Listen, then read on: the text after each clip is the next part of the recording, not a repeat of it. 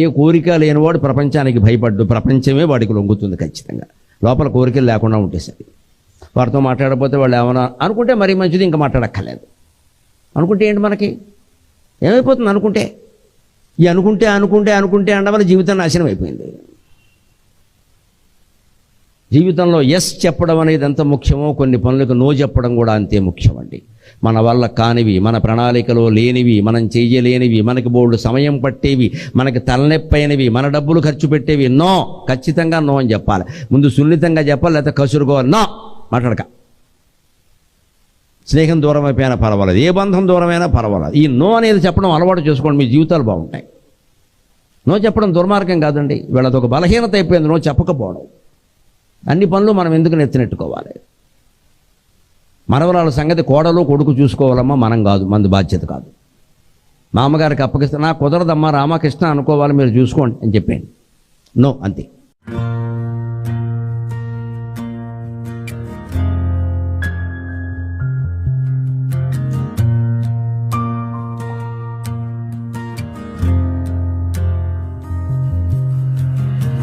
ఏ కోరిక లేనివాడు ప్రపంచానికి భయపడ్డు, ప్రపంచమే వాడికి లొంగుతుంది ఖచ్చితంగా. లోపల కోరికలు లేకుండా ఉంటే సరి. వారితో మాట్లాడకపోతే వాళ్ళు ఏమైనా అనుకుంటే మరీ మంచిది, ఇంకా మాట్లాడక్కర్లేదు. అనుకుంటే ఏంటి మనకి ఏమైపోతుంది? అనుకుంటే ఈ అనుకుంటే అనుకుంటే అనుకుంటే అనడం వల్ల జీవితం నాశనం అయిపోయింది.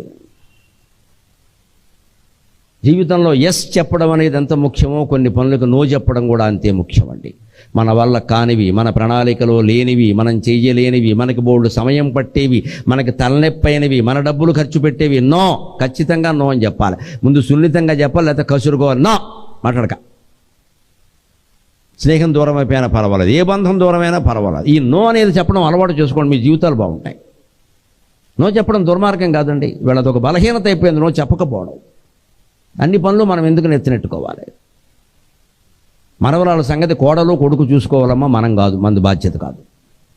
మామగారికి అప్పగిస్తే నా కుదరదమ్మా రామకృష్ణ అనుకోవాలి, మీరు చూసుకోండి అని చెప్పండి. నో, అంతే. ఏ కోరిక లేనివాడు ప్రపంచానికి భయపడ్డు, ప్రపంచమే వాడికి లొంగుతుంది ఖచ్చితంగా. లోపల కోరికలు లేకుండా ఉంటే సరి. వారితో మాట్లాడకపోతే వాళ్ళు ఏమైనా అనుకుంటే మరీ మంచిది, ఇంకా మాట్లాడక్కర్లేదు. అనుకుంటే ఏంటి మనకి ఏమైపోతుంది? అనుకుంటే ఈ అనుకుంటే అనుకుంటే అనుకుంటే అనడం వల్ల జీవితం నాశనం అయిపోయింది. జీవితంలో ఎస్ చెప్పడం అనేది ఎంత ముఖ్యమో కొన్ని పనులకు నో చెప్పడం కూడా అంతే ముఖ్యమండి. మన వల్ల కానివి, మన ప్రణాళికలో లేనివి, మనం చేయలేనివి, మనకి బోల్డు సమయం పట్టేవి, మనకి తలనొప్పైనవి, మన డబ్బులు ఖర్చు పెట్టేవి నో, ఖచ్చితంగా నో అని చెప్పాలి. ముందు సున్నితంగా చెప్పాలి.